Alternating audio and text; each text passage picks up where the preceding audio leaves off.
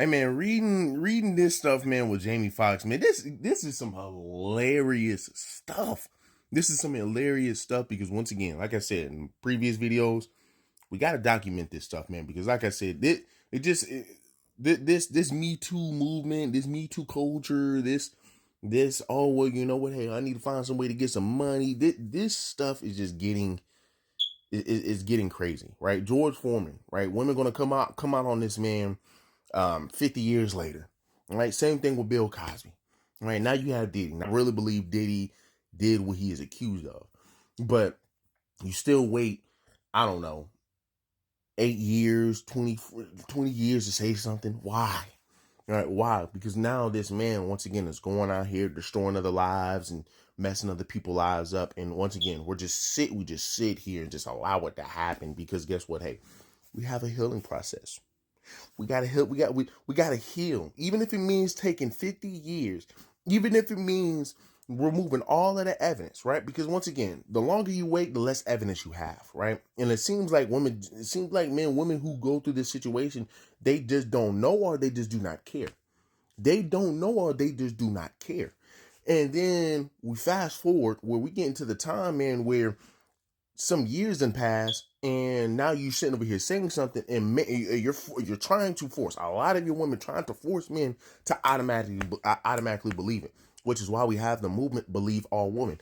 Even if she wrong, even if she lied, we have to believe all women. You have believe all women. Does that not sound like, well, you know what? Hey, maybe maybe we might need to be pushing something here. Maybe we need to start making men fear, right? Fear for what? For what?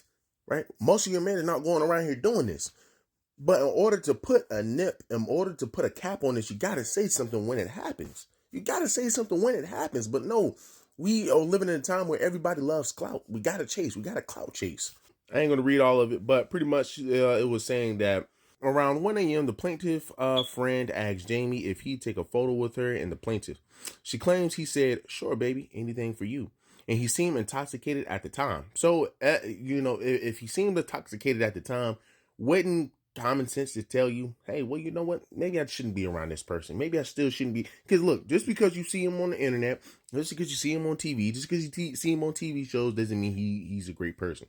So if you see him intoxicated, wouldn't that ring a bell and say, hey, maybe I shouldn't be, maybe leave him alone. Maybe I don't need to be sitting over here trying to take no pictures with him. Hey, how you doing? Keep it moving. Hey, I gotta get that picture, right? Okay, cool.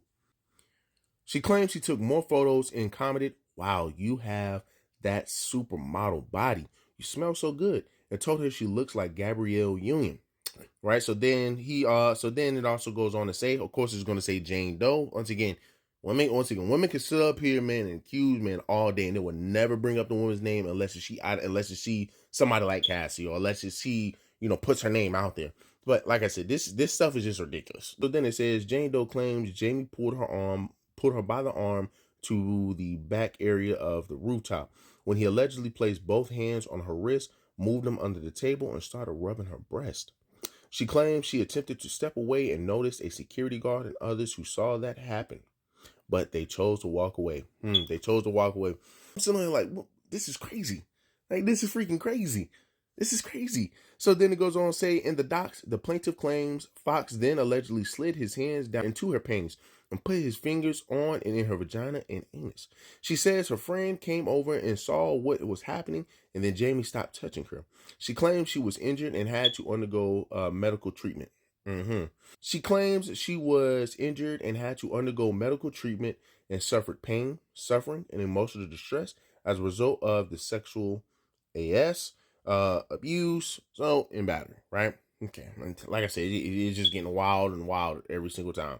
So it's just like, man, like I said, it sounds crazy, right? It sounds crazy. Number one, you're going up to a stranger intoxicated. I don't care if you met this man on TV. I don't care if you saw this man in movies, TV show. I don't care. I do not care. But the fact that, like I said, it's 2015, you wait all of this time. You had to go through medical. You had to go to medical. You had to do all of this stuff. Now, of course, I'm pretty sure they're probably gonna run back and try to go look at the medical records, because that would be the smartest thing to do. Would be go back to look at the medical records. And then on top of that, like I said, my biggest question: why wait so long? And the excuse that, oh well, people heal differently, that is just a weak excuse that women use to avoid accountability, right? To avoid accountability. You sit up here and you start questioning a woman who's sitting over here saying, well, I was SA'd. They're gonna then sit over here and say, why are you questioning me? This is what we mean by rape culture exists. This is what we mean by rape culture exists, because y'all just sit over here and question a victim. And it's like we're seeing so many quote unquote victims not be victims. They're just liars. Megan Thee Stallion, Amber Heard. I mean, the list goes on. I talk about it all the time. I talk about Sean Oakman, how he was projected to be first round. His whatever woman that he slept with, she lied and said that he did whatever to her. But during those 2 days, we heard from 14 witnesses who went over the events that happened on April 3rd, 2016. And tonight, the jury had to consider not whether the sexual act happened, but whether it was consensual. The day started with the state's last witness, Dr. William Carter, a psychologist who said rape victims use dissociation to cope with something traumatic, adding it's a way to get through the moment, confirming how the woman said she was zoning out during the sexual act. Dr. Carter also spoke about consent, saying no means no, and if it meant yes yesterday, that doesn't mean it will mean yes today or tomorrow. After the state rested, the defense called several witnesses, including 2 of Sean Oakman's friends who were with him on April 3rd, 2016. The friends confirmed the woman wanted to go home with him the night of the alleged sexual assault, saying she went voluntarily and even texted her friends to go home without her. DNA analyst Brett Watson also took the stand, confirming that during the woman's buccal swab, they found Oakman's DNA inside her mouth, specifically his semen. Another expert, Richard Connor, a digital forensics analyst, told the jury the woman deleted text messages with Oakman asking him to meet her at the nightclub. During closing arguments, the state told the jury to consider Oakman's height and size and that he is capable of carrying out a threat. They also asked the jury if consensual sex caused the several injuries the woman had, why would anyone ever have sex? The defense pointed out inconsistencies in the woman's testimony about the events that unfolded that night, adding both of them were together because they wanted to be. He lost 2 years of his life, not even in the NFL no more. DeAndre Francis, same situation with him. He's sitting over here dealing with his girlfriend. She sits over here and says this man putting hands on her, right? Come to find out, she even says, you know what, hey, he never did put hands on me. So now you're just sitting over here like, hey, mind y'all, he got kicked off of Florida State football team. He was a quarterback, starting quarterback. He got kicked off the football team because of that, right? She literally comes back and says he didn't do anything. So the list goes on. And like I said, I like to document this stuff because once again, I can always come back to this. And whenever women say, oh, well, we have it harder than men, whenever women sit over here and say, well, grape culture exists, whenever women say that, hey, well, y'all men are misogynistic because y'all always try to question the victims. When women sit over here and come up with all of these things, you're sitting over here, they get upset with you and they try to then question your morality as if a lot of these women ain't up here, man, trying to clout chase to begin with.